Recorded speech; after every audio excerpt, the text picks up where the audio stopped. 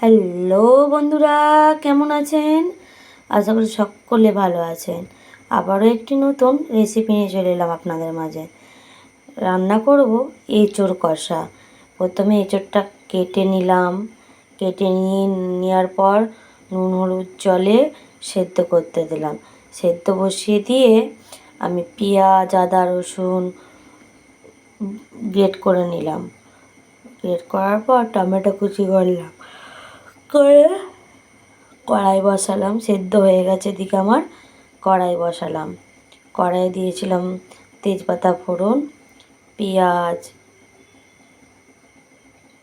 রসুন থেতো, আদা থেতো, টমেটো দিয়ে ভালো করে মশলাটা মিক্স করে নেব।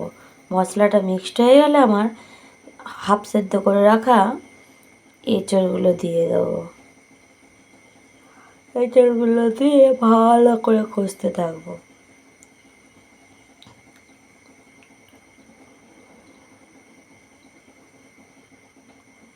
বন্ধুরা, আমি এঁচড় দিয়ে দিয়েছি, যদি ভালো মতো কষতে থাকছে।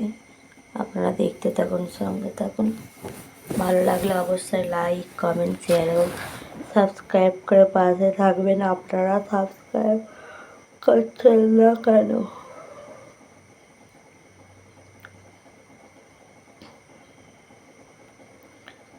এরপর আমার তৈরি হয়ে যাবে এঁচড় কষা, দুর্দান্ত স্বাদের গাছের কচি এঁচড়। পেরে এনে রান্না করে খাওয়ার মজাটাই আলাদা।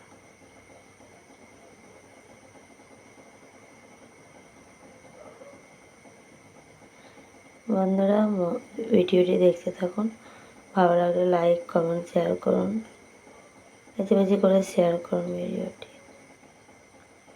নিজে দেখুন এবং অন্যকে দেখার সুযোগ করে দিন।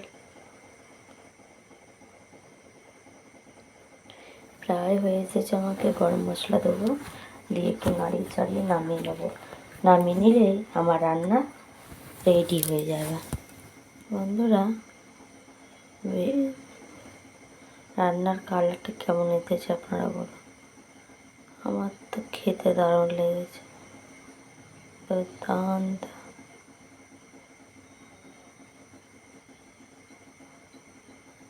আমার এঁচড়টা রান্না হয়ে গেছে, এরপর আমি নামিয়ে নেব। ওরা দেখতে থাকুন।